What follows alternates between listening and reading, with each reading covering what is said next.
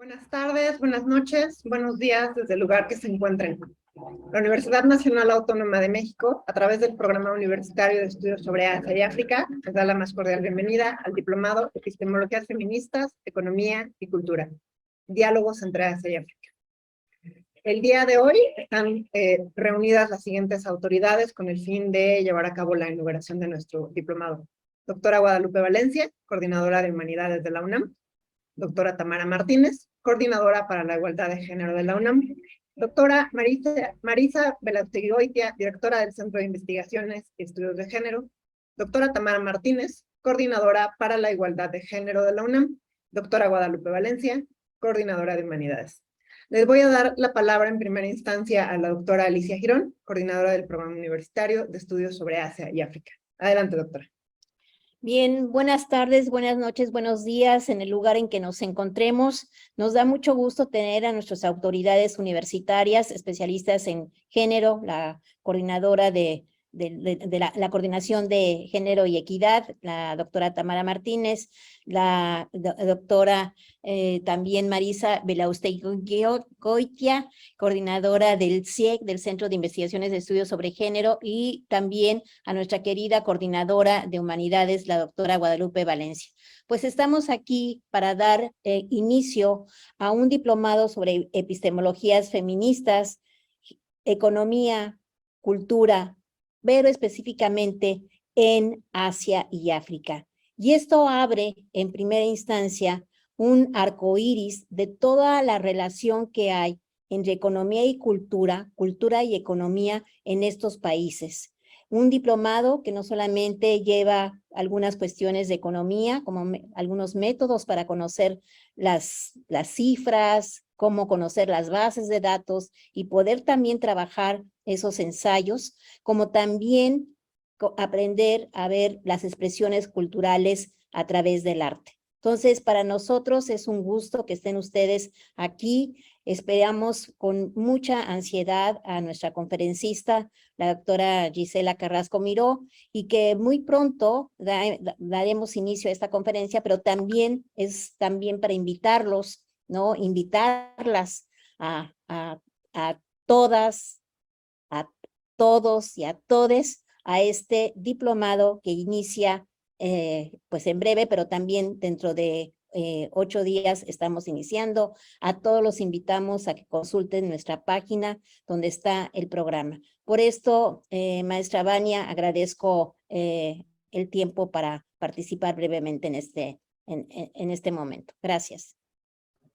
Gracias, doctora Alicia Girón. Doctora Marisa Belaustegui-Goitia, directora del Centro de Investigaciones y Estudios de Género, tiene usted el uso de la palabra.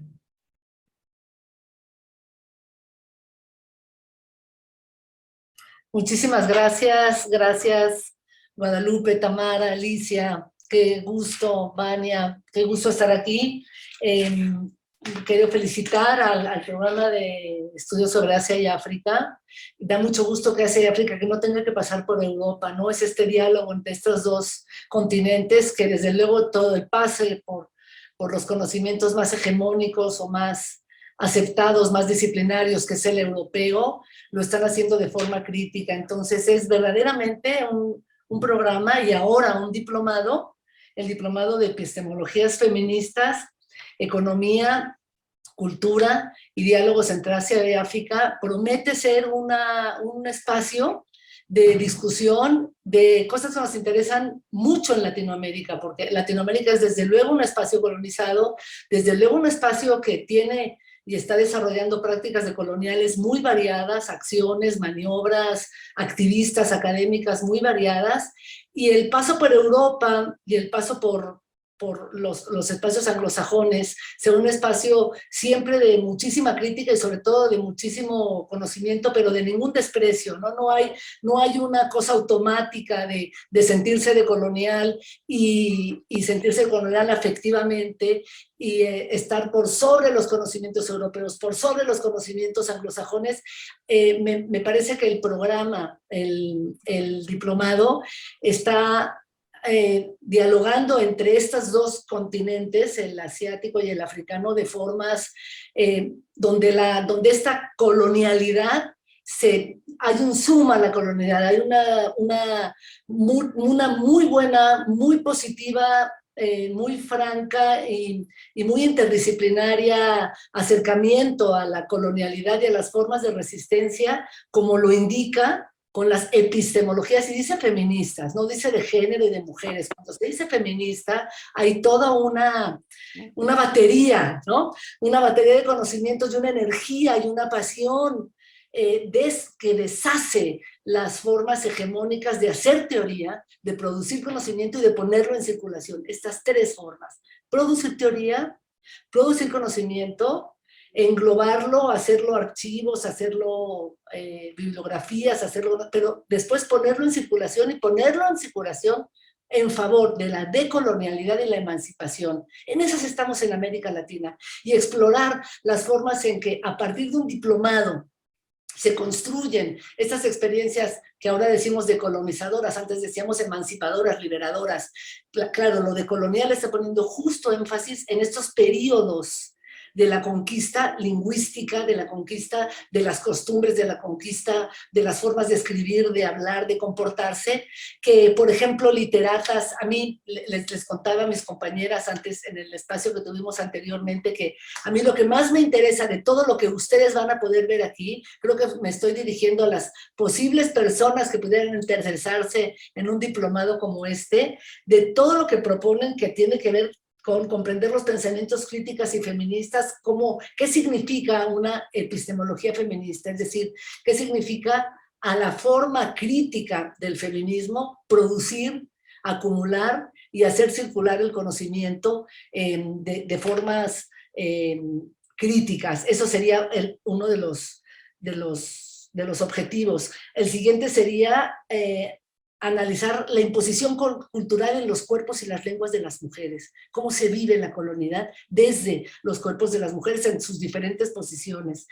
Otro sería indagar en las propuestas feministas del análisis económico y social, ¿no? Tienen ustedes a la directora Alicia Girón, que es economista, y entonces verán también la forma en que el capital se mueve, ¿no? Y las formas en que el capital se acumula y se distribuye cuando se es colonia, y luego toda la forma más emancipadora de resolver, ¿no? Yo me quiero sentar en los 2 minutitos que me quedan en el sexto objetivo que tiene este maravilloso diplomado, que es proponer a la literatura y el cine como estos territorios de pensamiento desde la decolonialidad y lo que llaman también epistemologías del sur.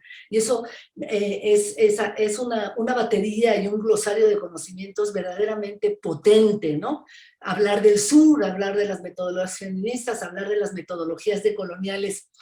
Antes de entrar a decir las 2 cosas que quiero decir del cine y de lo muy importante que es que hayan ustedes no solamente enarbolado la bandera de la colonización y la historia y la cuestión social y cultural y económica, sino la cuestión cinematográfica y literaria, narrativa, que es importantísima. Quiero hablar de la muy acertada decisión que esto fuera un diplomado y decir que los diplomados son estas figuras que habilitan conocimientos específicos que andan ambulantes, que andan errantes, que no se pueden acomodar cómodamente en la currícula porque tienen que ser muy disciplinados y que no se pueden acomodar en los posgrados. Entonces resulta que en los diplomados aprendes cosas que no aprendes en ningún otro lado, y aprendes muchas cosas de vanguardia.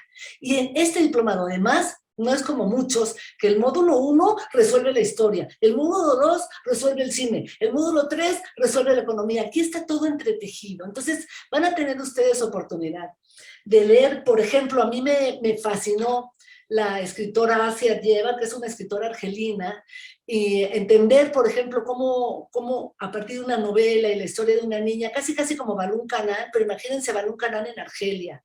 Y esta chica, esta niña, una niña que vive al lado de una familia de franceses, y cómo entiende Francia, como la iluminación, y va entendiendo a partir de su abuela y muchos diálogos distintos. Termina, me dicen, ya voy a cerrar. Muchos diálogos distintos, como resulta que Francia bueno, que Argelia se apropió de Francia, al revés que Francia de Argelia, y cómo la propia niña en la novela está tensa y está deshaciéndose en esta independencia de Argelia con Francia. También está Fanon, está Edward Said, está Chimamanda Adichie, está Nadine Gordimer, está Naguia al-Zahari y otras tantas escritoras. Yo felicito a Alicia, pero felicito a Gani, a Nayeli y a todas las personas que intervinieron en la construcción de un diplomado que nos está ayudando a pensar lo que no puede ser pensado en ningún otro lado y de formas que no puede ser tampoco entendido en ninguna otra de las figuras que tenemos en la universidad. Muchísimas felicidades. Muchas gracias, doctora Belaustegui-Goitia, por sus palabras. A continuación, doctora Tamara Martínez, coordinadora para la igualdad de género, tiene usted el uso de la palabra. Muchas gracias. Pues buenas tardes a todas, todos, todes. Saludo con muchísimo gusto a la doctora Alicia Girón González, coordinadora del Programa Universitario de Estudios sobre Asia y África, PUEA, y sobre todo, pues la felicito, reconozco y comparto con usted la emoción de dar inicio a este diplomado de epistemologías feministas, economía y cultura, diálogos con Asia y África, que además ha sido tan pensado, tan planeado y que finalmente pues se materializa el día de hoy. Y por supuesto pues a todo el equipo académico, como bien lo comentaba Marisa, Vania de la Vega y Natalia López, que al menos el día de hoy están aquí acompañándonos, que han hecho posible que este día esté materializándose.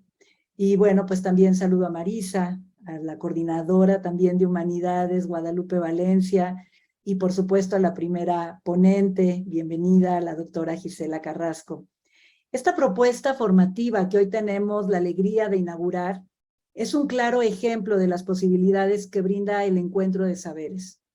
Hoy es cada vez más común, tanto en la academia como en los activismos, una tendencia a hablar en plural, cuando nos referimos a los feminismos.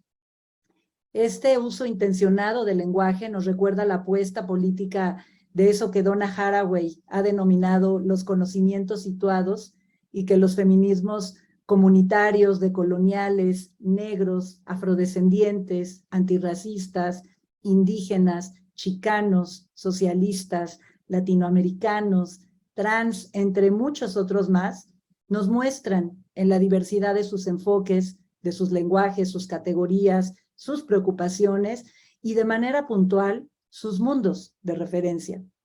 Con frecuencia las feministas dialogamos, queremos conocer aquello que es particular a una experiencia que no es idéntica a la nuestra.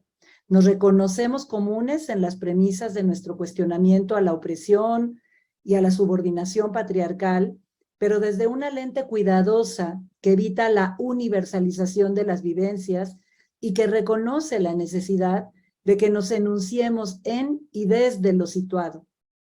Evitar borrar lo singular y escucharnos desde la alteridad es la base de nuestros saberes. Aprendemos a rechazar los valores de las tradiciones del conocimiento que aspiran a la totalidad y a la unicidad, a esas versiones de la historia o de la filosofía donde el sujeto, en su abstracción, puede representarlo todo. Y cuando eso sucede, por lo general, desaparecen existencias cuyos atributos se consideran o minoritarios o periféricos o que desestabilizan la teorización general, como las mujeres, las disidencias exogenéricas, las personas racializadas, es decir, todo aquello que las hegemonías del poder conciben como otredad. En este sentido, las epistemologías feministas, atinadamente enunciadas en plural en este diplomado, han sido una forma de activación reflexiva y política que ha permitido adoptar nuevos verbos para reconocer. Tejemos, hilamos, compartimos, trenzamos, hacemos redes, grupos, asambleas, y todas estas estrategias son ya nuestros anclajes de saber. Desde ahí disputamos la verdad y narramos versiones en clave no androcentrada. Me parece una maravillosa oportunidad que la UNAM, desde su programa universitario de estudios sobre Asia y África, impulse un proyecto que da las condiciones de posibilidad para el diálogo de saberes con una región que con frecuencia borramos de nuestros panoramas de reflexión como resultado de las genealogías coloniales eurocentradas y patriarcales de las cuales provenimos. El desafío es mayor y atrevido, pues no se trata de un territorio coherente y unívoco, sino de una gigante suma de mundos, cosmovisiones, que son sede de una multiplicidad de lugares de enunciación también feminista. Pienso en las disputas del feminismo islámico y en aportaciones como las de Fátima Mernissi de Marruecos, en voces potentes de la mirada decolonial como Chandra Mohanty de la India, o incluso en el socialismo feminista como figuras de Alejandra Kollontai de Rusia, con estos ejemplos que seguro no hacen justicia a los activismos y las resistencias locales y los grupos feministas y disidentes en la región de Asia y África, pero encuentro esa vocación epistémica y política por lo particular, tanto de los lugares como del orden de género y por lo tanto de las formas específicas de organización del poder. Permítanme por estas razones celebrar esta edición del Diplomado de Epistemologías Feministas, Economía y Cultura y augurarles una oportunidad fantástica para construir y desafiar saberes desde los nutrientes de la reflexión feminista. Extiendo totalmente una felicitación a las impulsoras de esta iniciativa y a todas las personas también que decidieron cursar esta formación y aventurarse a trazar puentes con las experiencias africanas y asiáticas desde el lenguaje común de la inquietud feminista. Muchas felicidades y sean bienvenidas. Gracias. Doctora Martínez, gracias por sus palabras. A continuación, doctora Guadalupe Valencia, coordinadora de Humanidades de nuestra máxima casa de estudios. Tiene usted el uso de la palabra y le pedimos también lleve a cabo la declaratoria inaugural de nuestro diplomado, por favor. Con muchísimo gusto. Buenas tardes, noches, mañanas, a todas, todos y todes, en cualquier parte del mundo, desde donde nos sigan. Un gran gusto estar aquí. Agradezco la invitación de la doctora Alicia Girón, titular de este magnífico programa, el PUEA, a ella, a Vania y a todo el magnífico equipo de colaboradores que han hecho posible que hoy estemos inaugurando este diplomado Epistemologías Feministas, Economía y Cultura, Diálogos entre Asia y África. Desde luego un programa maravilloso. Me uno a las palabras elogiosas que han dicho Marisabel Austegui-Goitia y Tamara Martínez, quienes me antecedieron, y que no son elogios formales, sino llenos de sentido, de contenido, para el reconocimiento de una nueva manera de tejer desde otros lugares nuevas maneras de hacer epistemología. Este programa, el PUEA, es desde luego una de nuestras dependencias más dinámicas, versátiles, cuyo trabajo constante e incesante ha sabido construir puentes recíprocos entre las culturas y las realidades de nuestro continente con las de los continentes asiático y africano, desde los más diversos puntos de vista de las ciencias sociales, las humanidades y las artes. Es una constante que el PUEA ponga sobre la mesa el estado de los problemas más actuales y que son del interés global, desde la economía y la cultura hasta los derechos humanos y las muchas y diversas formas de las luchas feministas, asunto de gran interés para nuestra universidad en la última década, poniéndose a la vanguardia los estudios de género y demostrando desde el PUEA que en efecto es una dimensión transversal a todas y todos, nosotros a todas y todos, nuestros estudios, a toda nuestra docencia, porque conlleva la búsqueda de la equidad y la igualdad, y así el cese a la violencia contra las mujeres y a todo tipo de violencia y la discriminación de las diversidades de género. Prueba de ello es el crecimiento de su Departamento de Educación Continua y la creación de diplomados, cursos, talleres de gran actualidad y de interés general, abierto a todos los públicos, sean o no universitarios, además La dinámica de sesiones en forma de seminario ayuda a establecer una horizontalidad entre los participantes y contribuye a una construcción del conocimiento colectivo que es tan caro, tan afín a los estudios feministas. La educación continua es la puerta de nuestra universidad para que todas aquellas personas que así lo deseen puedan acceder a cursos que cumplen con las características de calidad académica, innovación didáctica y análisis profundo de las cuestiones que afectan a nuestras sociedades del siglo XXI, con lo cual se ha labrado el prestigio que sustenta esta nuestra máxima casa de estudios. Como bien lo podrán constatar todas y todos quienes se han inscrito, y los felicito por ello, al diplomado Epistemologías Feministas, Economía y Cultura, Diálogos con Asia y África, que inicia magníficamente con la conferencia de Gisela Carrasco el día de hoy. Los estudios epistemológicos de las luchas feministas ayudan a comprender los avances en esta materia desde diferentes puntos de vista, épocas y contextos sociales, económicos y culturales.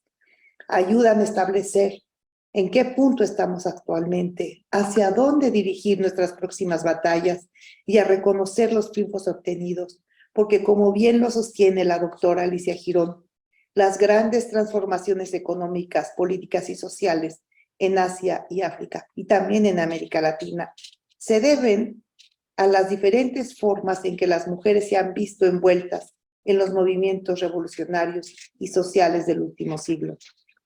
Sin más dilación, no me resta sino darles la más cordial bienvenida, desearles que disfruten este año de trabajo en torno a un tema actualísimo y en el que todos debemos involucrarnos para ir alcanzando, aunque sea de a poco, mayor justicia social en cada uno de los rincones del mundo.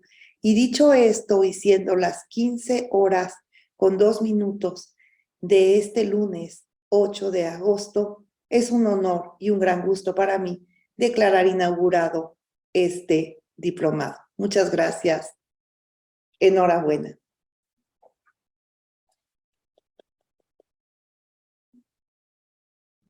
Doctora Guadalupe Valencia, muchas gracias por sus palabras y por su declaratoria inaugural. Este es el fin del acto inaugural protocolario del diplomado. Los invitamos a quedarse con nosotros los siguientes minutos. Vamos a dar paso al primer acto académico del diplomado, que es la conferencia magistral de la doctora Gisela Carrasco. La comentarista el día de hoy será la doctora Nayeli López, quien es licenciada en Antropología Social por la Universidad Autónoma Metropolitana Iztapalapa y maestra en Asia y África con especialidad en Corea por el Colegio de México. Fue becaria del gobierno de la República de Corea para realizar estudios de doctorado en la Universidad Hanyang, Seúl. En 2011 se graduó como la primera latinoamericana con doctorado en estudios coreanos. En Corea fue profesora en la Universidad Hansei, en la Universidad Chung-An y en la Universidad Nacional de Seúl. De 2014 a 2018 laboró como profesora investigadora titular en la Universidad Autónoma de Nayarit, como parte del programa de doctorado en Ciencias Sociales a través del programa de repatriaciones del Consejo Nacional de Ciencia y Tecnología. Sus líneas de investigación están enfocadas en la cultura y la sociedad contemporánea de Corea, la ola coreana o Hallyu, y la cultura pop coreana, la mujer coreana contemporánea y su imagen en América Latina, y el consumo cultural coreano por jóvenes mexicanos, entre otros. Actualmente forma parte del PUEA, de la Coordinación de Humanidades de la Universidad Nacional Autónoma de México, donde se desarrolla como investigadora. Coordina el curso Filosofía y Religiones de Asia, participa en el Diplomado en Estudios sobre Asia, módulo Corea, al igual que en el diplomado que nos reúne el día de hoy, e imparte cátedra en la Facultad de Filosofía y Letras de la UNAM. Es investigadora a nivel 1 del Sistema Nacional de Investigadores del CONACYT. Nayeli, muchísimas gracias por aceptar participar el día de hoy. Tienes el uso de la palabra. Muchas gracias, Vania. Gracias, doctora Alicia. Gracias a todo el equipo del PUEA, sin el que sin duda no podríamos estar hoy iniciando por fin, ¿no?, nuestra primera sesión del Diplomado de Epistemologías Feministas, Economía y Cultura, Diálogos con Asia y África, que nos ha llevado tanto tiempo madurar. Y pues no podría ser menor el agradecimiento, ¿no? para la sesión inaugural con una conferencia magistral. El tener hoy a la doctora Gisela Carrasco, que también ha sido colaboradora y asesora también para poder formar este diplomado. Gisela, muchísimas gracias y muchas gracias por el horario, porque la doctora pues está en Barcelona, entonces obviamente sabemos que el horario es, pues ya es muy noche. Gracias por poder estar con nosotros hoy. Y les voy a presentar a la doctora Gisela para que pueda iniciar con su conferencia. Gisela Carrasco Miró tiene un doctorado en estudios postcoloniales y de género por la Universidad de Utrecht de Países Bajos y una maestría en economía del desarrollo por la School of Oriental and African Studies del Reino Unido. Durante más de 10 años se ha desempeñado como asesora de género y especialista de programas para la ONU en la Oficina de Enlace para México, Centroamérica y Cuba, también en Guatemala y Mozambique, así como investigadora independiente para varias organizaciones internacionales y movimientos sociales en diversas partes del mundo. Gisela ha trabajado como profesora en el Departamento de Estudios de Género de la Central European University en Viena, en la Netherlands Research School of Gender Studies en los Países Bajos y en el Departamento de Ciencias Políticas de la Universidad Abierta de Cataluña, donde ha impartido los cursos sobre economía feminista postcolonial y descolonización del desarrollo. Ha sido invitada por la Universidad Pristina y la Universidad de Cambridge, entre otras, para impartir clases específicas de economía feminista post-descolonial. Ha publicado sobre estos temas en diversas revistas académicas especializadas y libros. Actualmente está trabajando en su libro Decolonizing Feminist Economics, Which Economics We Want, que será publicado por la Bristol University a finales del próximo año. Gisela nos va a presentar hoy esta conferencia magistral, cuyo título es justamente ¿Qué economías queremos? Ecologías de la imaginación económica. Les invito a que escuchemos y iniciemos esta aventura del nuevo diplomado con la doctora Gisela. Adelante, Gisela, y gracias. Muchas gracias, Nayeli, y un honor empezar con vosotras, con vosotros y con vosotres esta aventura apasionante. Me uno a las felicitaciones de todo el equipo y por este diplomado, porque no es fácil. Sabemos que en estos tiempos empezar diplomados que traten de cuestiones feministas y de decolonialidad no es fácil, así que felicitaciones particularmente a Alicia y a Vania también por esta confianza, por esta apuesta, por esta fuerza y sobre todo esta confianza, ¿no? De poder imaginar, y de esto vamos a hablar hoy un poco, algo ahí que creían que era importante y apostar por eso. Así que me uno a estas felicitaciones, os agradezco esta invitación que acepté con mucho honor, con mucho entusiasmo, con mucha pasión. Así que muchas gracias a todos también los que estáis y a todas y a todos los que estáis escuchando a cualquier hora de la noche, día, mediodía que estéis, tomaros vuestro café o cerveza o té y espero que podamos establecer una conversación sobre qué economías queremos y sobre las ecologías de la imaginación económica. Entonces ya sin más preámbulo voy a empezar la conferencia, que va a durar más o menos una hora. Espero no aburriros mucho, intentaré ser lo más dinámico posible y espero que sobre todo que haya debate sobre esto. Entonces, el título de esta conferencia, como muy bien nos decía Nayeli, es ¿Qué economías queremos? Ecologías de la imaginación económica. Si la política contemporánea quiere recuperar la voz cívica, debe encontrar la manera de debatir cuestiones que creo que hemos olvidado cómo plantear. Cuando hablamos, pensamos o enseñamos sobre economía, normalmente lo hacemos sobre dos cuestiones: sobre el progreso o sobre la distribución del Producto Nacional.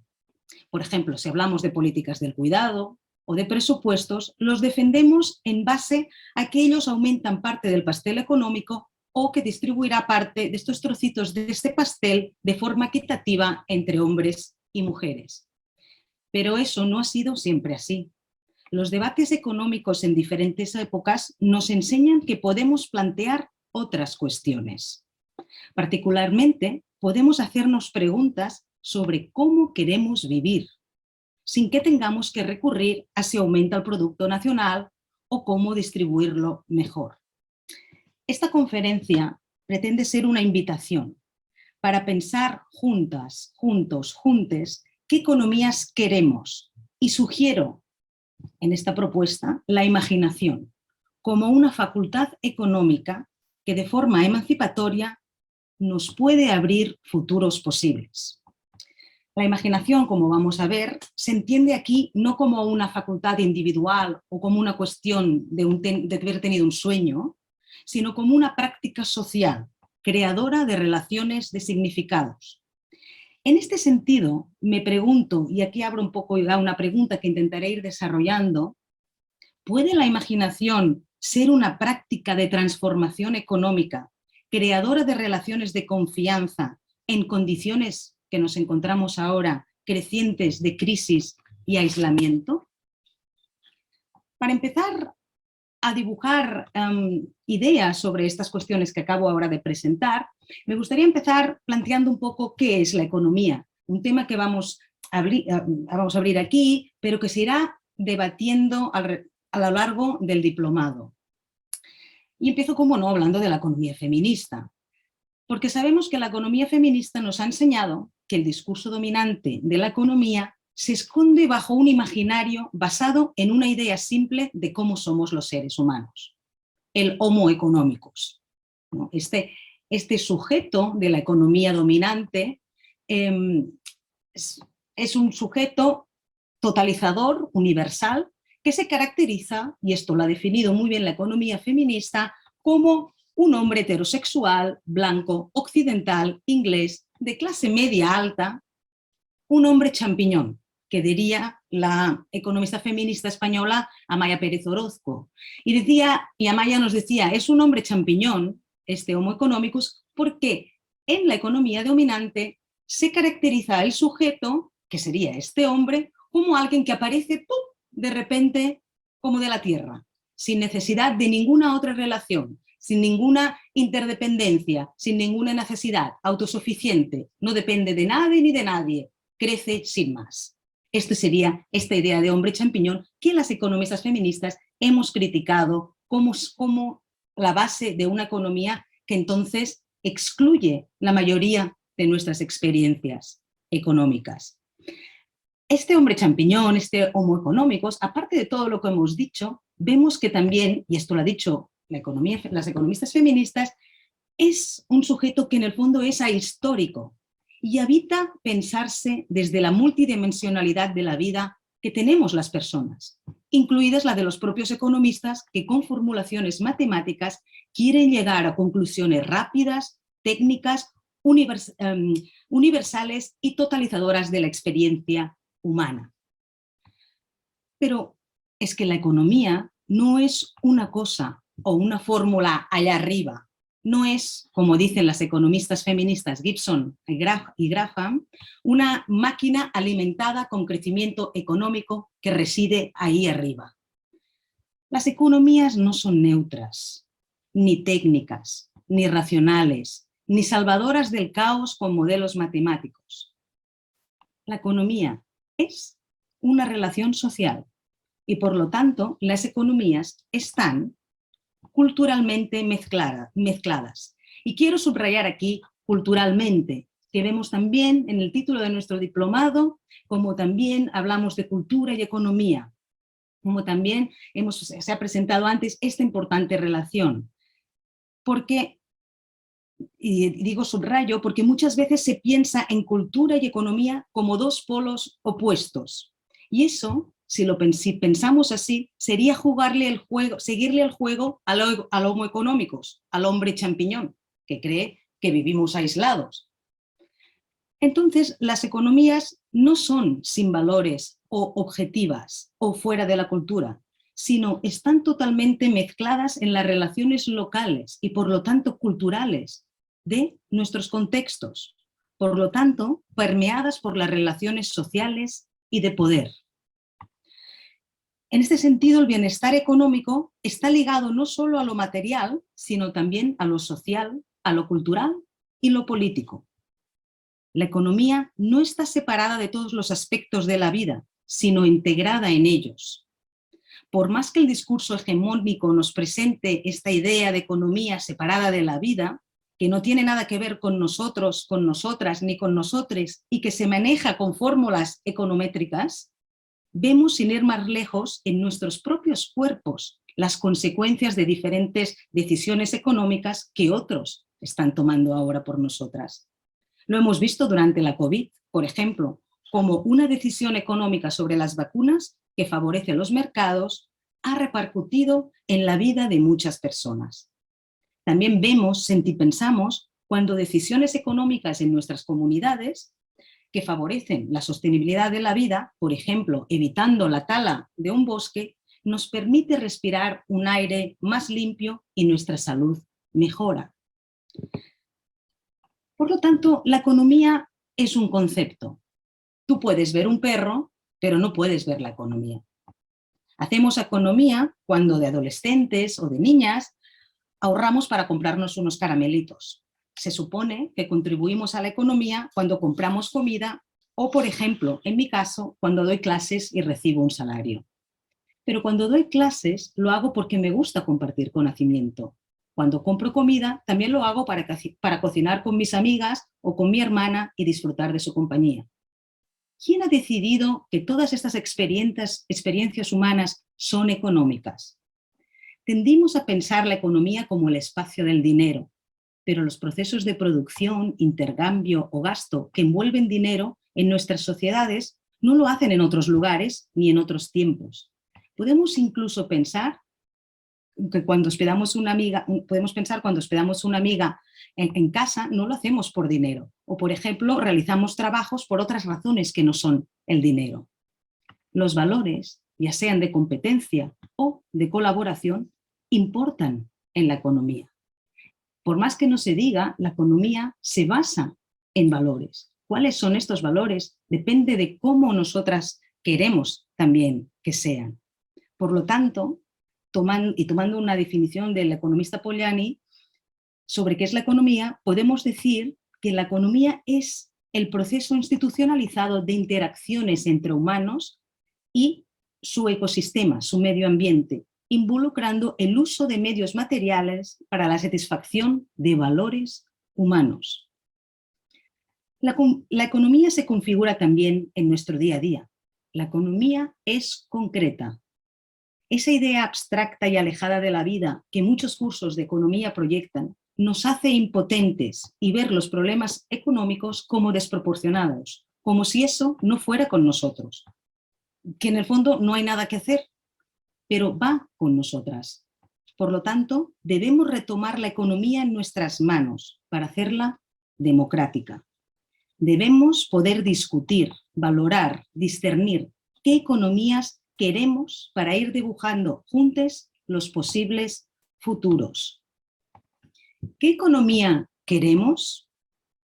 Esta pregunta que nos hacíamos al principio, el título de esta conferencia. ¿Qué economías queremos? No es, por lo tanto, una pregunta ingenua o utópica, sino emancipatoria, que nos muestra la necesidad urgente de retomar la economía, sacarla de esas nubes y hacerla nuestra, y la posibilidad de hacer unas economías más justas, democráticas y sostenibles. Eso no quiere decir que sean economías más perfectas o ideales, sino economías que abren posibilidades de ser pensadas, posibilidades de otras economías. Cuestionar lo que queremos es precisamente el elemento central de la autonomía de la democracia. Entonces, llegados hasta aquí, podemos decir, vale, entonces, ¿qué economías queremos? ¿No? Pero cuando nos lo preguntamos, muchas veces lo que nos aparece, y esto probablemente lo habéis visto vosotras, y yo también lo he visto, como que la gente, y lo vemos en escritos, en diálogos, en conversaciones, que cuando nos preguntamos, vale, entonces, ¿qué queremos? Nos quedamos en blanco, nos quedamos sin palabras.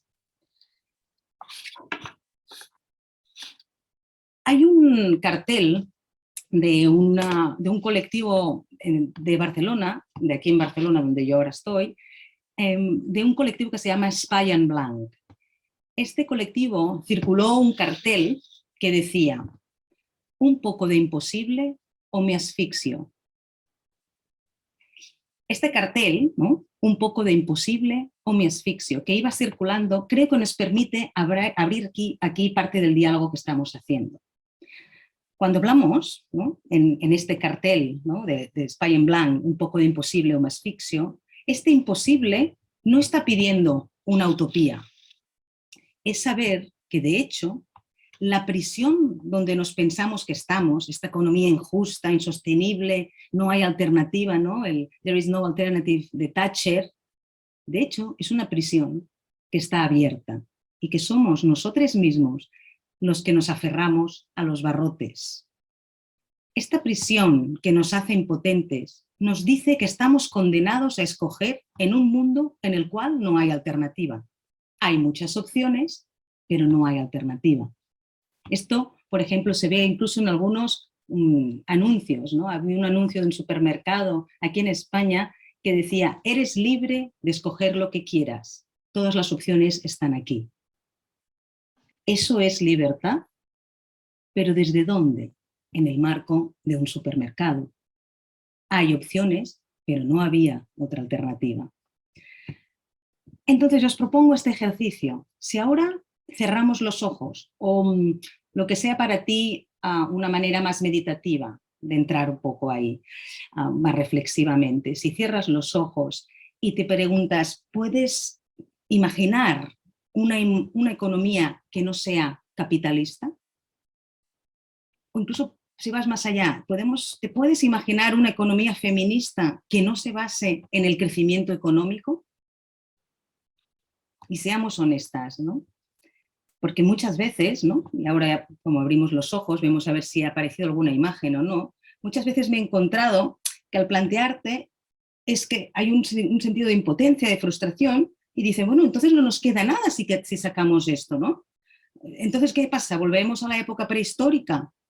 Entonces, la idea es hacer mejor el sistema, aunque digamos que lo cambiamos, pero realmente no nos podemos imaginar, y aquí está la clave, no nos podemos imaginar que se puedan hacer cosas de otra forma, o que de hecho ya se están haciendo, y con esos mismos ojos cerrados, pero que no pueden imaginar mundos mejores, no somos capaces de ver. Nos es más fácil imaginarnos un capitalismo sin fin que el fin del capitalismo. ¿Por qué pasa eso? En tiempos de grandes cambios sociales, afectados por múltiples crisis, la sanitaria, económica, social, también entra en crisis. Con la imposibilidad de imaginar futuros posibles, y si entendemos el futuro como un bien escaso, que es un poco lo que vemos en la economía dominante, que se nos plantea un futuro que es escaso, que está en disputa, que solo unos privilegiados pueden acceder a un tipo concreto de un futuro más sostenible, vemos cuando se plantea una economía de futuros escasos, es fácil caer en lo que la filósofa catalana Marina Garcés llama el código Apocalipsis-Salvación. Apocalipsis, en referencia a estas narraciones sobre este es nuestro final, esto es lo que hay, lo siento, las cosas funcionan así, o pasamos al otro extremo de este marco, que sería la salvación, ¿no? Dios, tecnología, nos salvará. Son las tecnoutopías, ¿no? Este Dios tecnológico nos salvará de todo este infierno que vivimos. Y nos quedamos atrapados en este código, donde lo que se propone es un solucionismo, donde se reduce la perspectiva del mundo a problemas técnicos que pueden encontrar soluciones eficientes y rápidas. Pero este código de apocalipsis-salvación lo que hace es colapsarnos la imaginación. Hay un colapso cuando cualquier límite es un fin en sí mismo, es un final como catástrofe o un final como salvación. Pero este código no es inocente. Hay víctimas, pero también hay beneficiarios. Este código de salvación apocalipsis que nos encontramos, incluso si nos fijamos en muchas de las series que ahora vemos en diversos canales, etcétera, vemos toda esa proyección del apocalipsis, ¿no? Entonces vemos que este código de salvación y apocalipsis crea oportunismo a través de un sistema económico de dominación que es colonialista, que es capitalista y que es heteropatriarcal. Y que la mejor respuesta para él o la ciudadana es aquel o aquella que mejor se adapte a estas condiciones económicas precarias e indignas de vida, promoviendo una economía que ataca la vida y nos deja indefensos con la única posibilidad de adaptarnos. Tenemos una aceptación cada vez mayor de un mundo imposible, insostenible, un mundo que no puede recrearse ni reproducirse. Estamos vivas, pero hemos aceptado la irreversibilidad de un final e imposibilidad de un mundo. Ya no estamos en una historia única de progreso, que esto nos lo encontrábamos en la modernidad. Estamos en una historia única de destrucción, el apocalipsis. Un sentido único de la historia se impone como una única narración. Todo lo que pasa está catapultado bajo un destino no común, sino único, algo incuestionable, un dogma. Y en este dogma, como decíamos, del apocalipsis hay víctimas y beneficiarios. Solo nos reconocemos como destructoras, como destructores. Eso que hemos creado, la tecnología, nos salvará, porque nosotros no somos capaces. Transferimos aquello que sentimos que no somos capaces de hacer y otorgamos toda esa agencia a la tecnología, porque nos consideramos destructoras. Bajo esta ley no hay otro sentido de la experiencia posible. Esta fascinación, que hay toda una erótica de la fascinación con el apocalipsis y la salvación, perpetúa un sentido de impotencia, unido a la imposibilidad de poder lidiar ni intervenir en las condiciones de nuestras propias vidas.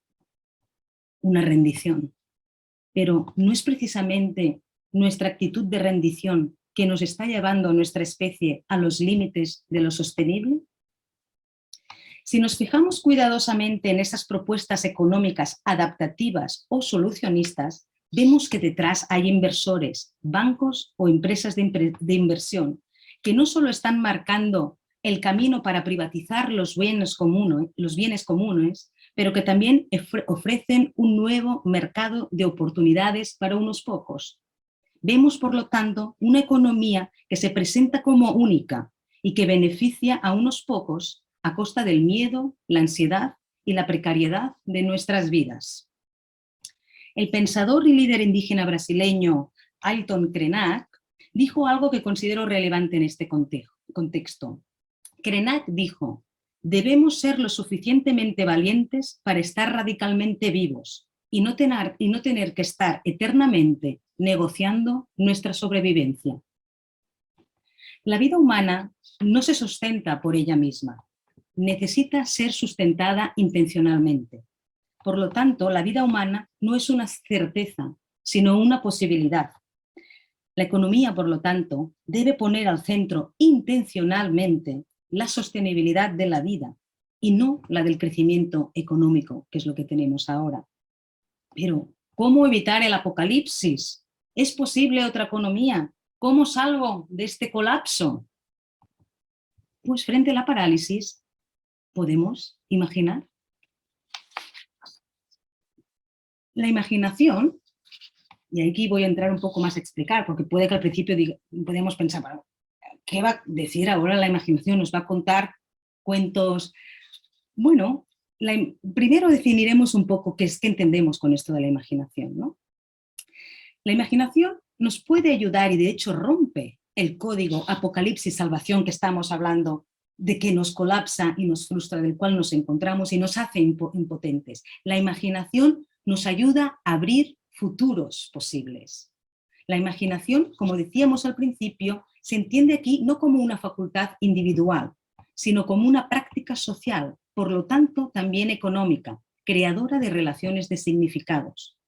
Si una no imagina que las cosas pueden ser diferentes, solo hay administración de lo que nos es dado. En tiempos de crisis debemos volver a formular nuevas preguntas. Y para eso necesitamos la imaginación. La imaginación es una facultad radicalmente política y no es escapismo. La imaginación no es escapar del mundo, sino unirte a él. La novelista y filósofa irlandesa británica Iris Murdoch hace una clara distinción entre lo que es fantasía y lo que es imaginación, que nos puede ayudar a ir entendiendo mejor eso. La autora nos dice que relacionarse imaginativamente es estar dispuesta a permitir que la imagen interna que una tiene del mundo sea cambiada por lo que una encuentra, mientras que una perspectiva caracterizada por la fantasía se relaciona con el mundo como uno desearía que fuera, más que como realmente es. La imaginación, por lo tanto, opera dentro de lo real, a partir del presente y como experimentación del pensamiento, no como una predicción de futuro o oráculo que nos diría la escritora estadounidense de ciencia ficción Ursula K. Le Guin. Y la fantasía parte de lo irreal. La fantasía, por lo tanto, opera entre quienes entretienen la promesa de una solución tecnológica, ese dios tecnología de la tecnoutopía que hablábamos, con demasiado optimismo, o con la fantasía del crecimiento económico sin límites, que es el modelo económico actual, basada en la fantasía de ser invencible, de no tener límites. Es la fantasía del héroe, que esconde un miedo a la mortalidad, muy característico de Occidente, como nos comenta el economista ecologista Giorgio Scali. Una perspectiva imaginativa, por el contrario, evalúa acciones y patrones de comportamiento en términos de su relación con un todo más amplio. Cuando nos referimos a la imaginación como un arte, no es estetizarla, como ha hecho la reducción de la imaginación a la creatividad, sino entenderla como una actividad vinculada a un conjunto de saberes y prácticas, imágenes y sentidos que crean contextos y posibilidades nuevas. Murdoch nos dice que la imaginación es un tipo de reflexión sobre personas, sobre hechos, que construye el detalle, da color, conjetura posibilidades en maneras que van más allá de lo que es estrictamente factual. La imaginación no es una fuerza espontánea o una facultad individual de fabulación. Es un arte de la relación en los límites de lo que sabemos y de lo que no sabemos, de lo que reconocemos y no reconocemos, de lo que hay y de lo que no hay. Es una práctica emancipatoria, por lo tanto, que se aprende y se comparte. La feminista postcolonial Gayarati Spivak, en su libro Una educación estética en la era de la globalización, nos comenta que hay que entrenar la imaginación para preparar el conocimiento y reorganizar los deseos. Es interesante esta idea de preparación, de prepararse para conocer y prepararse para desear. ¿No es eso precisamente lo que se interrumpe cuando la imaginación entra en crisis? En este sentido, propongo 3 características propias de la imaginación emancipatoria que nos pueden ayudar a entenderla como una potencia del pensamiento económico. La primera es que la imaginación es hacer presente aquello que está ausente. Por lo tanto, la imaginación es en primera instancia una relación viva con aquello que no está, con sus límites y sus posibilidades. Es, por lo tanto, una experimentación del pensamiento. La inquietante virtud de la imaginación es que enlaza, sin unirlo, aquello que el pensamiento separa, lo presente con lo ausente, pero también lo sensible y lo intangible, lo interior y lo exterior, lo posible con lo imposible.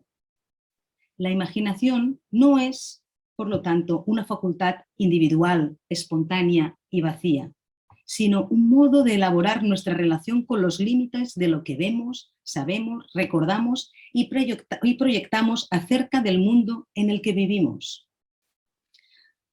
Que esto se plasme en el arte, en la ciencia, en la política o en decisiones cotidianas no hace de ninguno de estos terrenos el monopolio ni el lugar propio de la imaginación. Su actividad se mueve en el entre de las temporalidades, las disciplinas, los sujetos y las dimensiones de la vida social, económica y cultural. No es, por lo tanto, una facultad independiente, sino una actividad interdependiente. De ahí su condición de ecosistema y, por lo tanto, de ecosistema que puede ser alterado y dañado o enriquecido y cultivado. Relacionarnos con lo ausente, como estamos diciendo, es importante, pero también con lo extraño o lo monstruoso, es decir, todo aquello que no reconocemos o no conocemos, pero con lo que podemos establecer algún tipo de relación. Podemos decir que la imaginación es la potencia de lo extraño. Esto implica que para imaginar críticamente tenemos que poder hacernos extraños entre extraños, sin tener que pedir permiso para ser ni estar condenados a no ser. Es una potencia de la extrañeza que nos devuelve la posibilidad de relacionarnos con un mundo y una temporalidad comunes, pero no únicas. Poder vincularnos sin cerrar. Hacer experiencia de lo extraño es dar lugar a otro que nos sitúa también en la condición de extraños. Y esto es diferente de la cultura del target propia de nuestras sociedades de mercado, extendida hoy a todos los ámbitos de la vida social, ¿no? Que nos ha enseñado que podemos ser otros y yuxtapuestos en un catálogo de diferencias que no se afectan, que no se transforman y que tampoco se imaginan entre sí. Es clave aprender a imaginar en el tiempo y no vivir como estamos haciendo en contra de él. Tampoco caer en la trampa de las retroutopías, formas nostálgicas de mirar atrás porque no sabemos mirar enfrente. Aprender es fundamentalmente aprender a no saber, y esto para mí es clave ahora que empezamos este diplomado. Aprender es fundamentalmente aprender a no saber. Nuestra atención está saturada de tanto saber aquello que ya no podemos imaginar. La imaginación económica se sitúa en el límite y hace de él un umbral donde lo que sabemos y lo que no sabemos acerca de cualquier aspecto de la realidad se encuentra también en una tensión dinámica. Entonces, esa pregunta que nos ofusca y dice ¿hasta cuándo será esta economía que nos empobrece? Se transforma y se convierte en otra pregunta que dice ¿por qué tiene que ser así y no de otra manera? Y este es el punto de partida imprescindible de una apuesta económica que es crítica y por lo tanto imaginativa por la emancipación en el tiempo del apocalipsis programado. Mi segunda propuesta, referente también a la imaginación para potenciar nuestros imaginarios económicos, es entender que la imaginación crea separación de eso que está demasiado cerca, que nos impide pensar.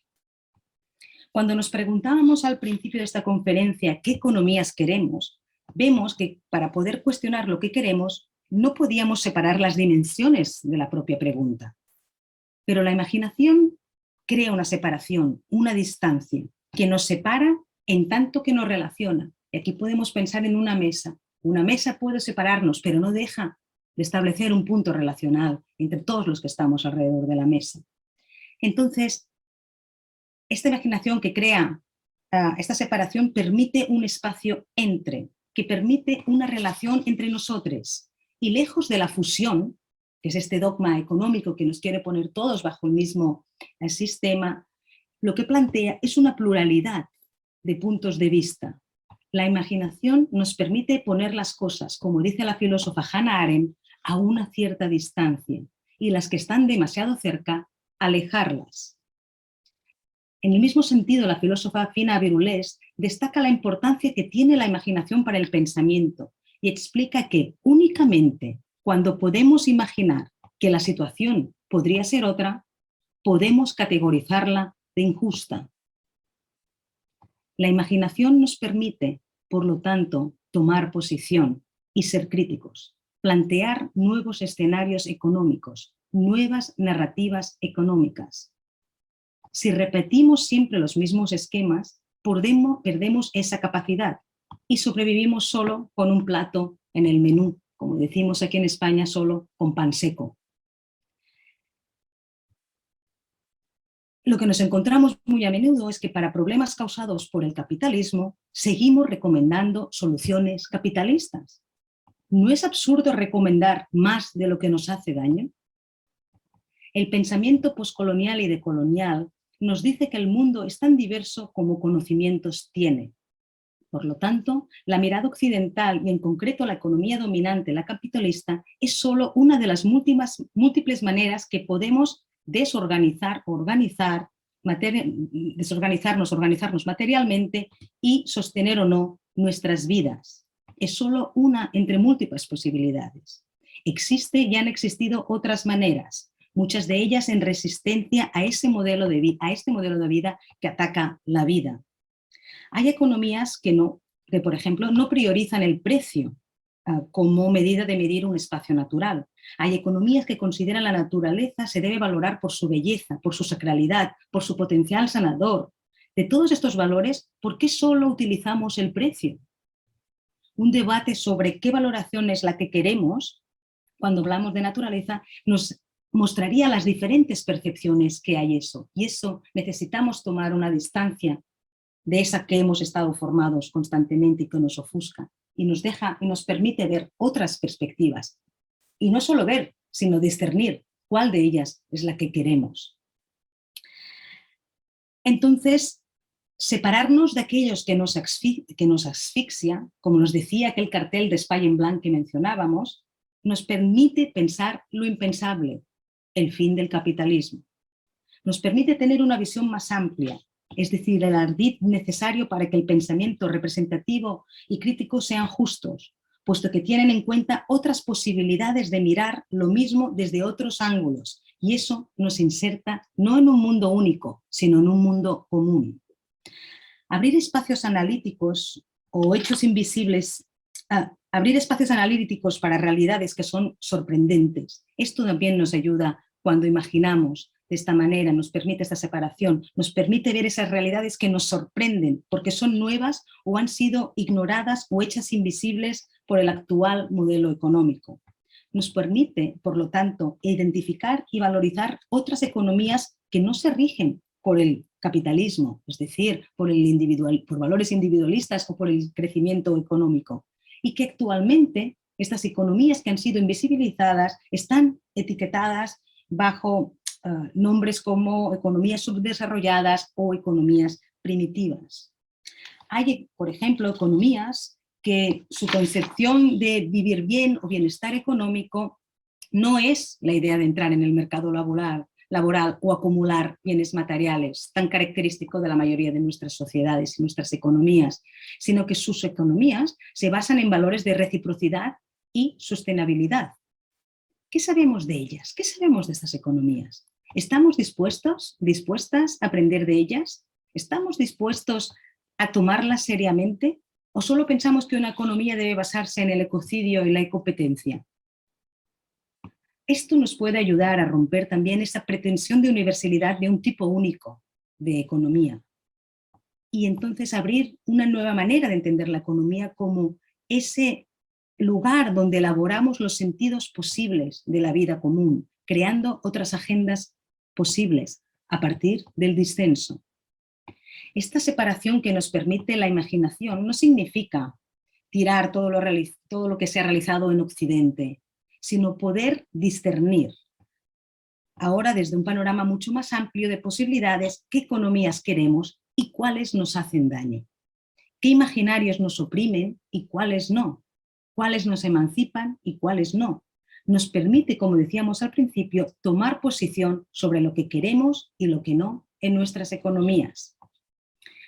La imaginación, por lo tanto, pone distancia con la realidad, que eso no quiere decir que no sea real, sino que da perspectiva, cosa que permite mantener un compromiso con eso que es contingente y que por eso depende de nosotros. Las cosas podrían ser de otra manera. El tercer punto característico de esta imaginación y que me gustaría también proponer aquí, y es el tercer punto y final, es que la imaginación nos ayuda también a tender puentes para acercar eso que está lejos. Cuando hablamos del Homo economicus, de ese hombre champiñón, lo que se pretende en este modelo económico es hablarnos de un hombre productivo. Pero ahí este imaginario no es un lugar que crea relaciones, por lo tanto no es un lugar emancipatorio desde donde se piensa este hombre champiñón. La imaginación emancipatoria es una facultad de la relación más que de la producción. Sin imaginación tenemos inmediatez, tenemos constatación, tenemos administración de los hechos. La imaginación emancipatoria entonces tiende puentes. En este sentido, no puede sino ser pensada con sus mundos a partir de sus historias coloniales y poscoloniales y de extractivismo, de desarrollismo, etc. La imaginación emancipatoria enlaza en vez de unir, y esto permite la diferencia, la pluralidad económica y no unir todo bajo un mismo paradigma. Esta imaginación emancipatoria suscita nuevas preguntas, más que respuestas cerradas, porque la imaginación emancipatoria es condición de posibilidad. Y aquí, para ir cerrando, quiero también invitaros como unos puntos, ¿no?, de reflexión que surgen a través de estos 3 puntos que acabo de mencionar, que pueden potenciar la imaginación económica y que también pueden seguir habiendo debate. El primer punto es la idea de utopía, que muchas veces, y puede que algunos de vosotros habéis pensado, relacionado. Si entendemos etimológicamente también la idea de utopía, la utopía es algo que no puede tener lugar. Y el lenguaje utópico a veces engaña porque está lejos de la realidad. Por lo tanto, la imaginación no es utópica, sino son imágenes entre lo vivido y lo vivible. Y la imaginación traza este camino. Por lo tanto, la imaginación, como hemos dicho, está conectada con el presente. Somos aquello que seremos. Somos constructoras del futuro. Somos constructoras de horizontes y relaciones de sentido. El otro punto es la idea de imaginación como comprensión. La imaginación, como ya vamos diciendo, es un ejercicio de la visión, por lo tanto, de la comprensión. La imaginación es la capacidad para relacionarse con lo otro, en todos los sentidos. Intentar comprender el mundo a través de entender dónde están los otros. Y eso nos lo permite la imaginación. En ese otro, tanto de lo que es potencial o posible, como lo que no es el yo, la alteridad y el mundo. Imaginar entonces es el prerequisito de la comprensión. Pero no solo es el ejercicio para comprender qué y quién es lo otro, sino para comprender radicalmente que lo otro, la otra, el otro es y que es su ser que nos otorga realidad a nosotros mismos. Comprender a la otra, al otro, pues, a los otros potenciales y efectivos, lejanos o cercanos en el tiempo o en el espacio, y comprender el mundo que se encuentra entre estos, que nos separa y nos relaciona con ellos, con ellas y con ellas. La imaginación, por lo tanto, es donde se verifica la posibilidad de estar en el mundo con la posibilidad de incorporar el lugar del otro, incorporar también la memoria, quienes no están, y proyectar también allá donde no estaremos nosotros. Comprender es clave en todo el diálogo, incluido el económico, pero comprender no es aceptar, sino te comprendo porque no lo acepto todo. El otro punto es el de demorarse en el mirar. Esto es lo que nos permite la imaginación, demorarnos en el mirar. Permite llegar tarde, por fin, llegar tarde, a no llegar a la teorización concluyente. Es inacabado. ¿Qué hacemos con aquello que nos está pasando? Que no sea reacción rápida, que no sea adaptación o incluso estar a la defensiva bajo códigos de supervivencia o a corto plazo. La imaginación demora la mirada, ensaya más que crea. El otro punto de la imaginación que nos despierta como potencial económico es la curiosidad. Potenciar la curiosidad en el pensamiento económico que ha quedado totalmente atrofiada por una fe ingenua en las matemáticas junto con la suposición que todos somos racionales y totalmente libres. Pero eso debemos ponerlo en cuestión. En este sentido, la imaginación es curiosidad y por lo tanto condición de sospecha, pone en cuestión la racionalidad corriente o el sentido común. Como dijo Hannah Arendt, no es la razón ligada a sí misma, sino que la imaginación la que constituye el vínculo entre las personas. El otro punto es decir que la imaginación es memoria. La imaginación es también memoria activa. Y terminar también diciendo que la imaginación es deseo, es ese impulso de atención, de disposición y anhelo hacia aquello que aún no está allí. Resignificar la economía quiere significar también trasladarnos a otros, y trasladarnos a otros, como estábamos diciendo, esta idea de la otredad, de la alteridad, trasladarnos a otros requiere principalmente deseo, donde ahí el placer y el gozar son clave, en contra de esta idea totalizadora de acumular y acumular que está reduciendo nuestra potencia humana. El eros, como nos dice el filósofo coreano Byung-Chul Han, es una relación con el otro que está radicada más allá del rendimiento y del poder. ¿Podemos imaginar juntos o solo nos comprometemos a reparar los daños del capitalismo? ¿O somos también esta potencia imaginativa? Desear otra vida no fantasiosa abre la realidad de una disputa en forma concreta. Y ahora sí podemos preguntarnos, ¿cómo queremos vivir? ¿Qué economías queremos? Y para seguir invitando más al debate, propongo contra la definición neoliberal de la vida, ¿podemos tener economías deseantes?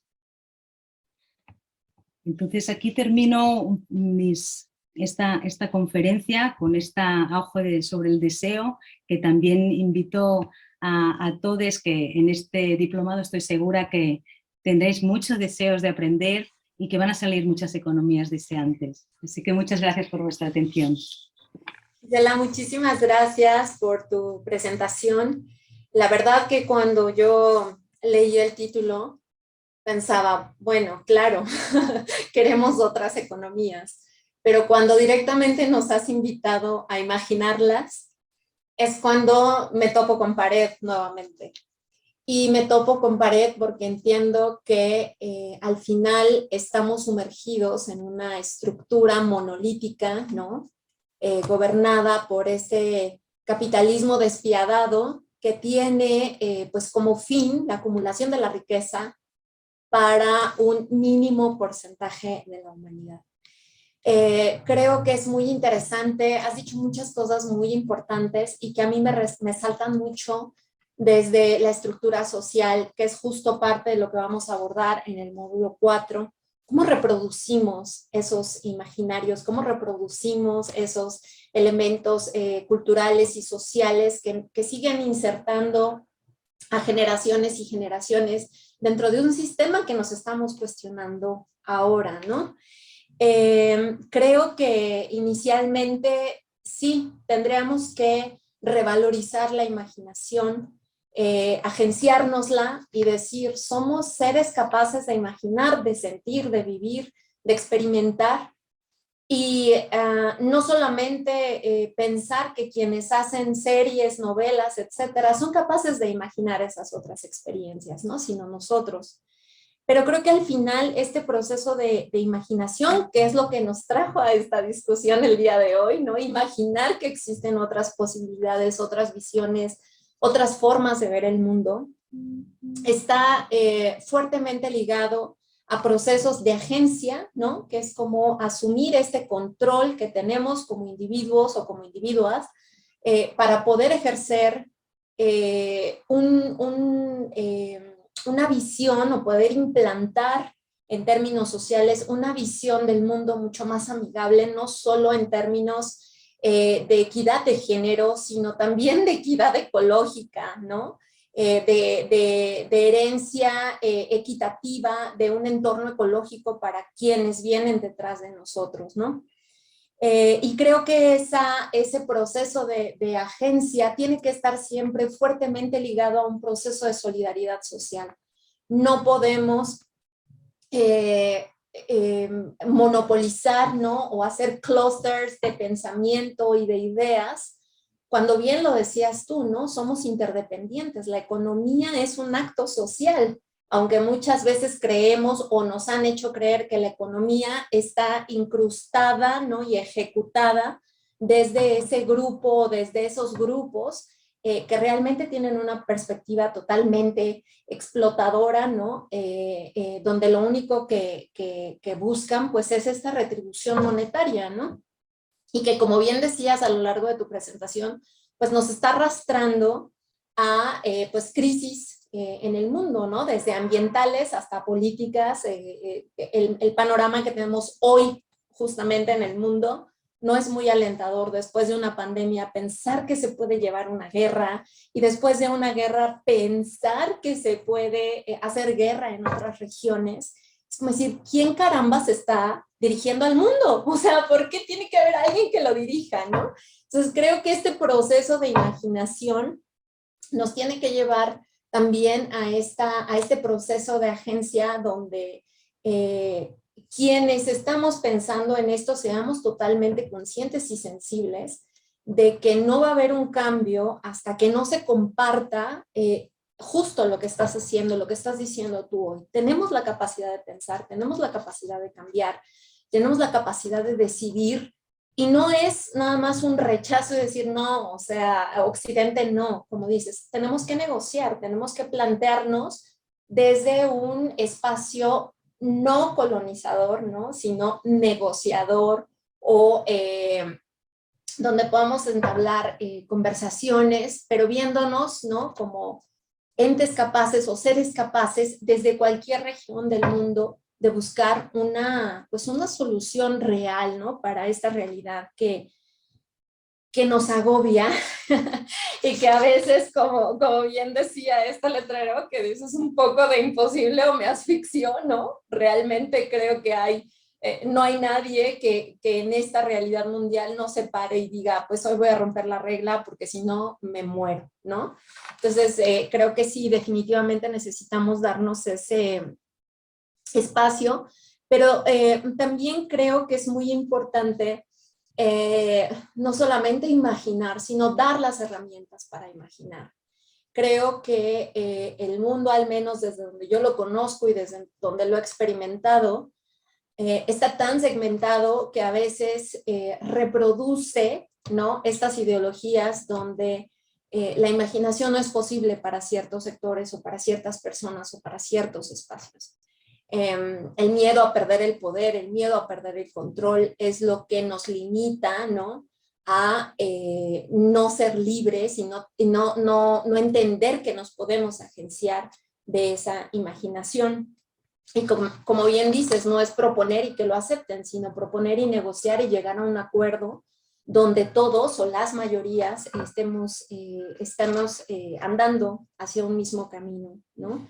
Y creo que este proceso no es solo de descolonización, ¿no? De que tanto estamos hablando desde el diplomado, sino es un proceso literal de no aculturación, es decir, nacemos dentro de un entorno sociocultural que nos enseña, que nos dice qué es lo que somos, qué podemos hacer, qué no podemos hacer, y al final no deja de ser un marco estructurante, ¿no? Que nos disciplina para reproducir otra vez esa estructura desde un país o desde un espacio, o desde países que a lo mejor sí, no son en términos reales, pues una colonia, pero que en esa estructura global, ¿no? Seguimos reproduciendo ese pensamiento colonizador. Entonces, creo que tenemos un gran reto de llegar, ¿no? A esas nuevas generaciones, empezando nosotros, ser atrevidas y decir, bueno, sí, tengo derecho a pensar, a imaginar, y también mis hijos, y también mis hijas, y también mis descendientes, o los que vengan después, ¿no? Pueden imaginar y deben imaginar vivir en otro espacio. Creo que el reconocimiento de la otredad es fundamental, porque en el reconocimiento de la otredad está la riqueza y la salida, ¿no? A varios laberintos en los que a veces nos metemos. Creo que escuchar a los otros es fundamental, sin querer convencerlos de nuestra visión, sino dialogar, ¿no? Conversar, como bien tú lo mencionabas. Y al final me encantó tu conferencia, porque por el título no me la esperaba así, pero me gustó mucho. Y cuando tú decías al principio qué economías queremos, lo primero que saltó a mi imaginación era un campo verde rodando con mis hijos, ¿no? Y creo que es el anhelo de todos los seres humanos, ¿no? Tener derecho a vivir la vida como queremos vivirla, ¿no? Entonces, bueno, yo me pongo emocional siempre que hablo de mis hijos. Quizás que me clavo mucho en esto, pero quiero agradecerte mucho por tu conferencia. Creo que al final activar este tipo de emociones, de sentimientos, es lo importante para pues poder empezar a imaginarnos la vida de una manera diferente. Muchísimas gracias, Gisela. Voy a dar la palabra a la doctora Alicia Girón, que también tiene unos comentarios, y después vamos a pasar a la sesión de preguntas y respuestas. Muchas gracias. Bueno, pues muchísimas gracias, Nayeli. Bueno, tu conferencia, Gisela, ha sido espectacular. Realmente no nos imaginábamos lo que ibas a trabajar en estos minutos. Y un poco reflexionando, creo que deberíamos de empezar por imaginar una nueva teoría económica, porque si partimos, cuando iniciamos el primer semestre de la carrera de economía, de la licenciatura en economía, una de las primeras definiciones que nos enseñan es qué es economía, y es la ciencia que estudia los recursos escasos. Y a partir de ese principio de los recursos escasos, entonces lo que vemos ahora, y que ha sido resultado de la Primera, la Segunda Guerra Mundial, y lo que estamos viendo ahora es una repartición de los recursos naturales, porque los recursos son escasos. Entonces hay que apropiarse de todos aquellos recursos que sirven para mi proceso económico, para mi proceso de acumulación, pero también países que están disputándose esos recursos, tanto en África, en Asia, en América Latina, y son, a final de cuentas, las grandes corporaciones que están dominando este mundo, ¿no? Entonces, dependiendo de esas grandes corporaciones, los países se confrontan también, o sea, ¿por qué? Porque hay grandes corporaciones en China, hay grandes corporaciones en Estados Unidos que se disputan, ¿no? Esos futuros mercados. Entonces, creo que una de las cuestiones por las que debemos de pensar es que volver a recrear nuevas definiciones para la economía como una ciencia social. Y por el otro lado, también algo que me parece muy importante, y que aquí es un poco el concepto de Paul Davidson cuando se define la economía como una economía monetaria de la producción. Y al estar hablando de una economía monetaria de la producción, dejamos aquellas economías que principalmente han caído en las mujeres y que son las que sostienen esas economías monetarias, ¿no? Y que son economías donde existe el afecto, el parentesco, y que incluso son también resultado de esa transformación que han tenido los mercados, ¿no? Y yo creo que aquí es muy importante ver esas culturas a través de los diferentes sistemas económicos, pero principalmente de cómo, o sea, un mercado en una sociedad tribal es totalmente diferente a un mercado en la actualidad o en una región de nuestro lugar, ¿no? Y cómo el mercado, a final de cuentas, está definiendo esas estructuras que tú dices, cómo define incluso al champiñón, al hombre de Davos, que en algún momento Lourdes Venería lo llamó como el hombre Davos, ¿verdad? ¿Cómo lo define y cómo nos está definiendo a nosotros? Y por el otro lado, este concepto que a veces a mí me cuesta mucho entender, que es cómo estas sociedades de mercado autorreguladas y cómo les han hecho un daño enorme cuando no hay mercados regulados, ¿no?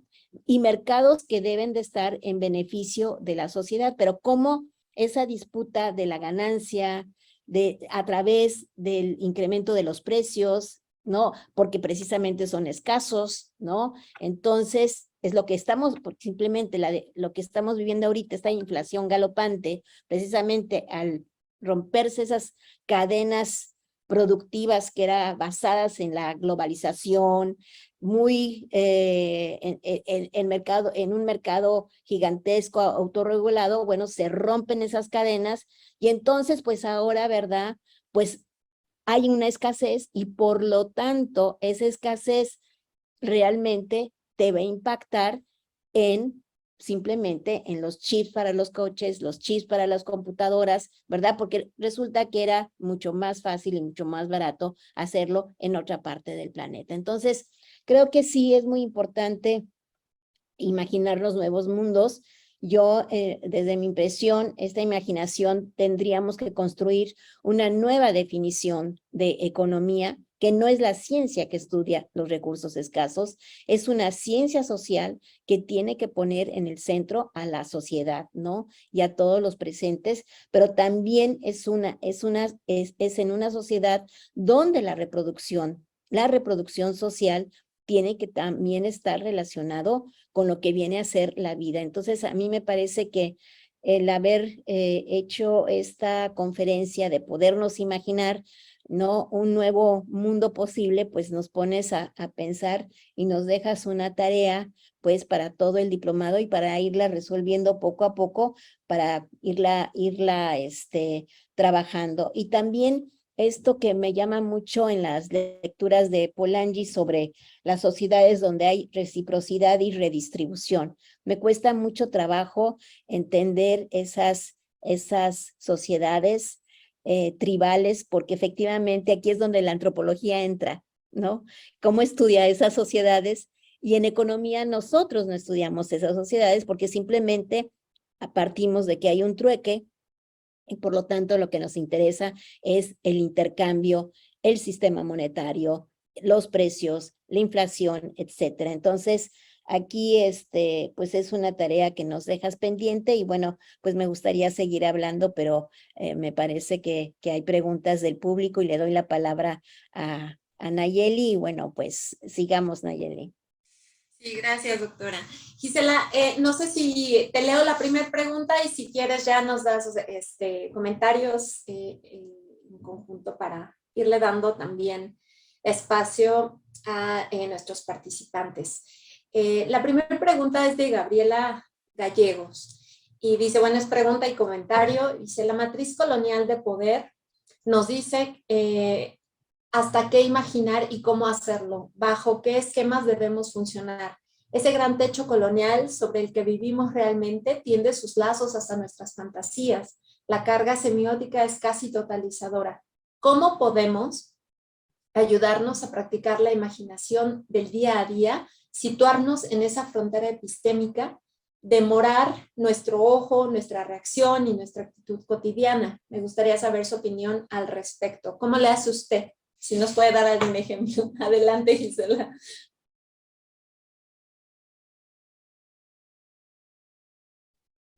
Muchas gracias, Gabriela, por tu comentario que comparto totalmente y gracias también por la pregunta porque sí, también o sea, es también como activa, ¿no?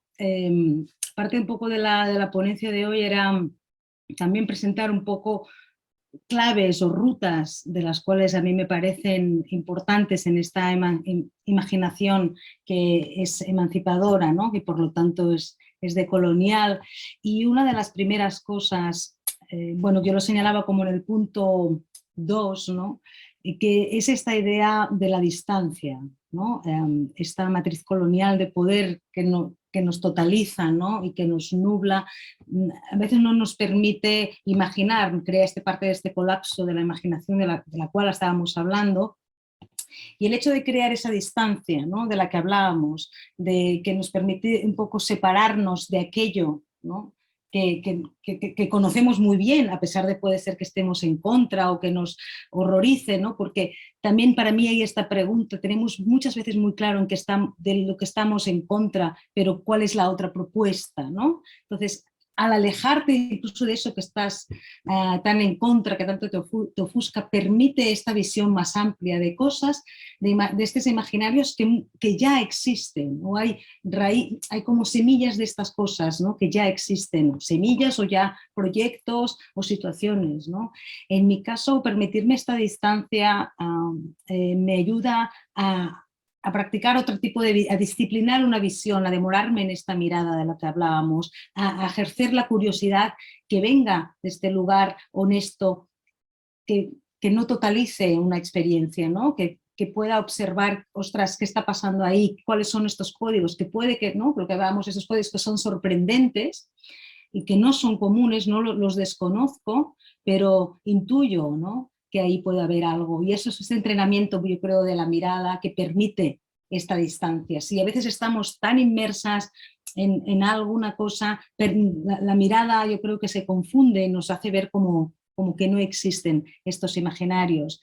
Y para mí también es esto importante, esta distancia, pero y reconociendo que para imaginar, ¿no? Que también estábamos hablando, es partir del presente. O sea, hay cosas, es de la hora, no es la fantasía, que es esto de lo irreal, sino es de partir del presente, cosas que también ya están pasando. No quiere decir que sean cosas que sean perfectas o ultra anticapitalistas, ultra anticoloniales, ultra anti, ultra anti, no, sino iniciativas que vinculan, que abren posibilidades, ¿no? Yo creo que entrenar la mirada con esa distancia, con ese demorarla y con ese entendimiento de cosas, iniciativas, ideas, imaginarios que abran posibilidades, ¿no? Y a veces, te lo comento también, Gabriela, porque no sé si te ha pasado también a ti, que a veces nos pasa que buscamos como, ¿no? Una pureza muy clara en una iniciativa o en un imaginario y eso nos impide, nos sigue ofuscando y entramos nuevamente en esta impotencia, ¿no? Y entrenar esa mirada de que no busca esta perfección, sino que crea vínculos y que abre posibilidades, yo creo en mi propia trayectoria me ayuda a seguir imaginando y a seguir ese deseo, ¿no? Que también es la imaginación. Muchas gracias, Gisela. Nada más aquí una corrección. Quien preguntaba es Chorus Line, pero copiaron la pregunta desde Facebook y entonces salió con el nombre de una de nuestras compañeras, discúlpame. Sí, creo que es muy, muy interesante la pregunta, sobre todo porque esta parte de salirnos, ¿no? de este esquema en el que ya damos todo por hecho, es muy difícil, es muy, muy difícil. Y a veces creo que aún siendo conscientes de ello, nos cuesta trabajo, ¿no? Y mi gran angustia, de alguna forma, por decirlo, es, pues, ¿cómo lo reproducimos, ¿no? O sea, ¿cómo lo socializamos con personas que no están interesadas en ello, pero que están siendo afectadas por un sistema que las marca, ¿no? Y que les define la vida. Entonces creo que es un reto, o quizá también es mucho esta mentalidad maternal de que tenemos que proteger y tenemos que ayudar y tenemos que nosotros, ¿no? Aventarnos el trabajo de generar otra sociedad, porque creo que también está muy ligado a esas visiones de qué es lo que le toca hacer a las mujeres, ¿no? O la responsabilidad de tener que asegurar a las nuevas generaciones un mejor planeta. Entonces creo que desde ese punto de vista, la idea que te mencionaba hace rato de solidaridad, pues es muy importante, ¿no? Quizá el compartir y el generar en colectivo, quizá también nos aminore un poco toda esta carga histórica, ¿no? Que nos han asignado a las mujeres. Pues no sé si haya más preguntas para la doctora Gisela. Dame un segundito, Gisela, a ver si por ahí nos avisan si tenemos más preguntas o no hay preguntas por el momento, o no sé si tú gustas agregar algo para Sí, tenemos una de la doctora Lucía Guzmán. Ella te pregunta, ¿tomar distancia es entonces una buena recomendación para las académicas? Muchas gracias, Lucía. Bueno, en el sentido que hablábamos de la imaginación, porque tomar distancia puede darnos, tomar distancia de muchas cosas, ¿no?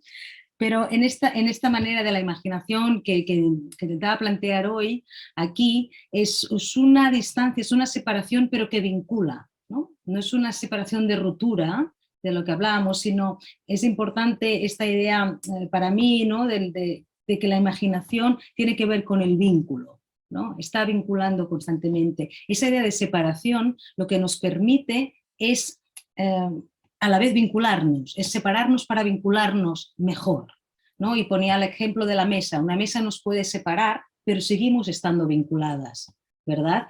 Y esa idea de esa separación nos permite, ¿no? También que hablábamos con la pregunta anterior, nos permite tener una visión más amplia, nos permite que esta cosa que nos ofusca, esa distancia, esa separación que nos sigue vinculando, nos saca de verlo todo como, ¿no? Que decíamos que nos ofuscaba, y tomar perspectivas, entender que hay otras perspectivas y que hay otras maneras, otros ángulos de entender una misma problemática.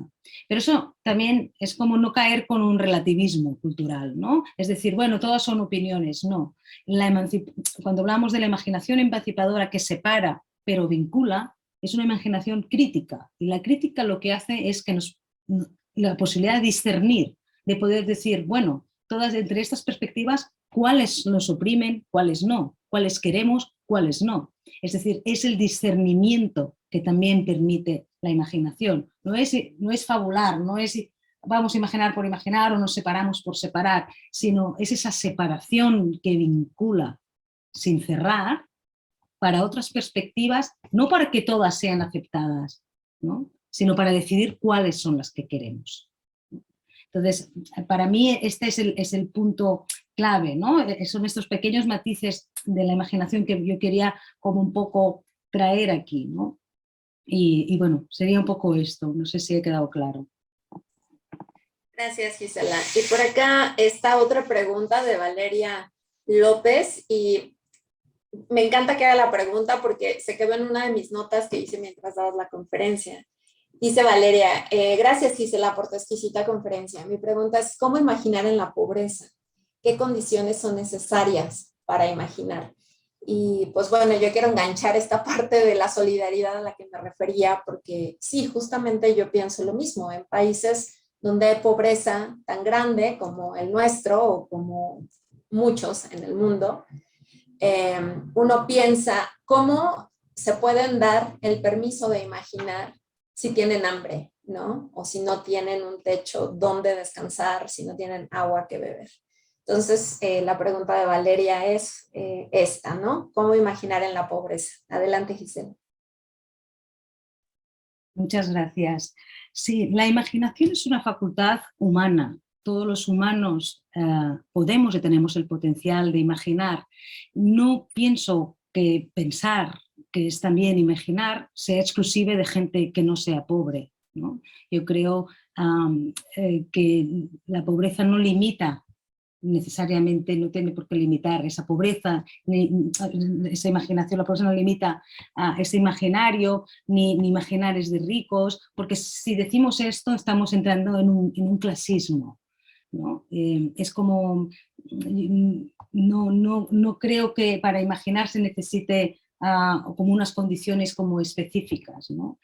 Y eso nos lo puede demostrar constantemente que vemos, ¿no? Gente muy adinerada, de países muy adinerados que tampoco imaginan, o que están en este colapso de la imaginación, y otros lugares que no, del cual se ha basado, y otras personas que no, del cual esta conferencia ha citado algunas y algunos, que no parten de estos lugares ricos y que están imaginando otros mundos posibles. De hecho, en muchas de los márgenes es donde se están imaginando otras economías, ¿no? Son estas epistemologías del sur que también hablábamos, donde se están creando este potencial imaginativo, y no en estas epistemologías del norte, ¿no? Por lo tanto, no creo en que esta idea, ¿no? De como que la imaginación solo se puede hacer cuando si eres rico o así.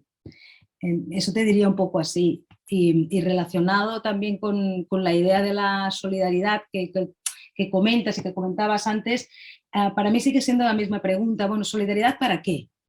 ¿No? Para hacer el qué. Porque esta idea de solidaridad muchas veces decimos y queda muy bonita y es importante, pero bueno, hay solidaridad que es neoliberal, ¿no? Tenemos muchas solidaridades que son capitalistas, que lo que se interesa son intereses mutuos y hacen solidaridades en base de un interés mutuo que puede ser una minería en Brasil, ¿no? Y Brasil y Mozambique se han unido en una solidaridad, ¿no? En base de ideas de solidaridad, de que tenemos la misma lengua, que tenemos conocimientos comunes y hacemos un conjunto, una solidaridad. Entonces, para mí siempre la pregunta de la solidaridad es solidaridad ¿para qué?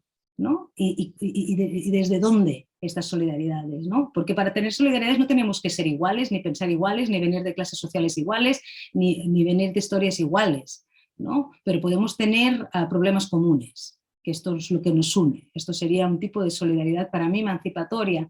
Y un poco, y unido con la conferencia de hoy, que también hablaba, ¿no? Al final, ya cuando hablaba también de las economías deseantes, es unirnos para imaginar juntos, juntas, juntes, o para reparar los daños. Porque ahora también nos encontramos muchas solidaridades, muchas de ellas feministas, que lo que se están dedicando es a reparar daños, ¿no? Pero bueno, ¿queremos estas solidaridades reparadoras, ¿no? ¿O queremos una solidaridad que puede imaginar un lugar mejor para todos y para todas y para todos? Entonces, es a partir de ahí donde se ensaya este pensamiento, ¿no? Y donde muchos y muchas ya están ensayando a partir de ahí.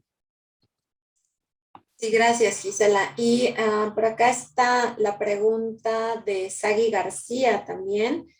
Ella dice que no es su área de formación, pero el tema le interesó, que si tendrías alguna recomendación de lectura muy básica para acercarse a estos temas.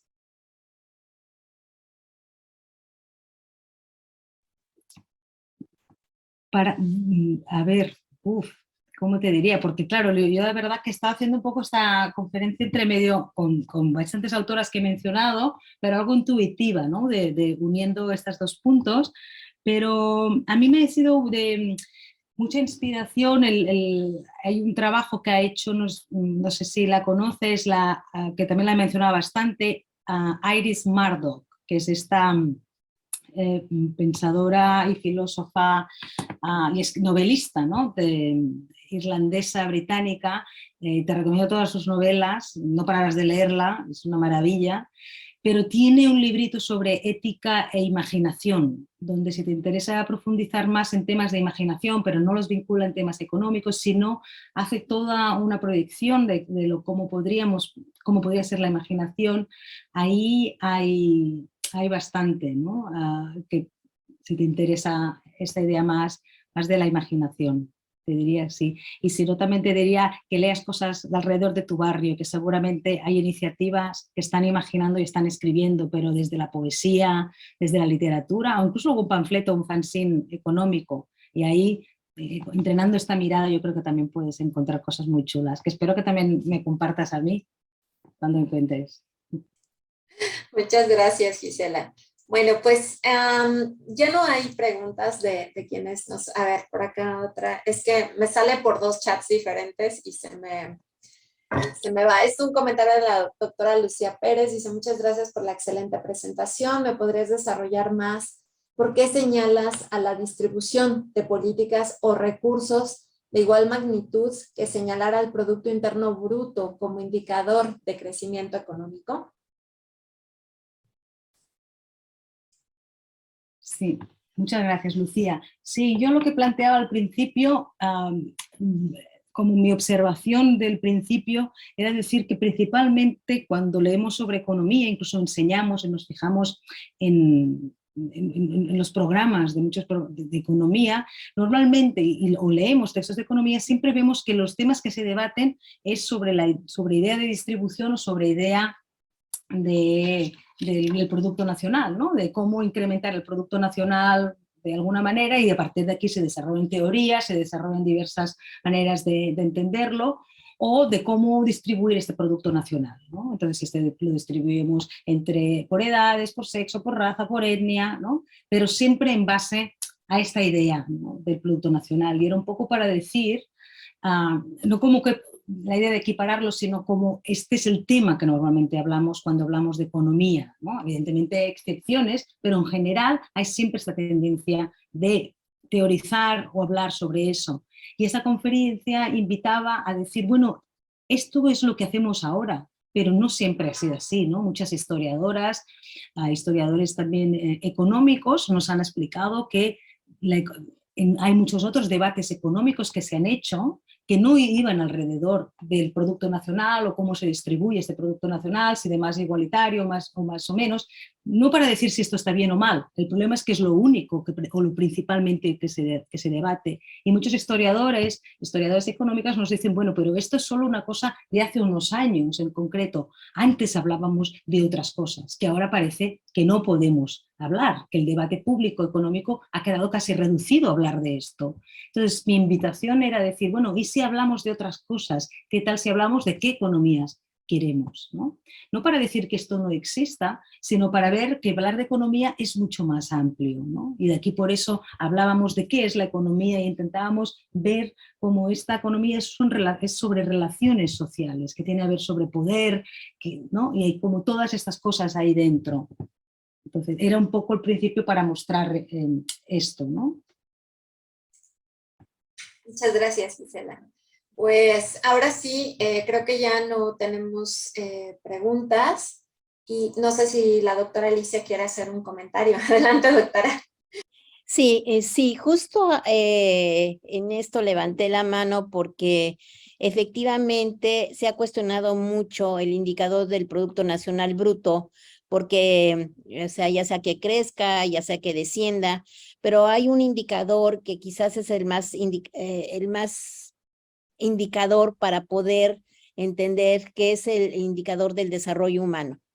Y este comprende otra serie de variables que te puede decir cómo está un país o una sociedad. ¿Cómo se llama? El Producto Interno Bruto es muy importante porque sí te está reflejando, por ejemplo, cuando se cierra, cuando se declara el COVID, que es una pandemia y se empiezan a cerrar las cadenas productivas, o más bien desde antes, con el cierre de Wuhan y se cierra China para evitar mayores contagios, pues inmediatamente afectó el Producto Interno Bruto pues de todos los países y a nivel mundial. Entonces, ahí vimos cómo se fueron cayendo, o sea, fue impresionante, como si fuera un dominó seguidito, todos los países caímos, a excepción de uno. Pero entonces, cuando tú te profundizas por qué ese país no cayó a un indicador negativo como los otros, allí puedes profundizar más de que no todo es el Producto Interno Bruto. O sea, hay un desarrollo de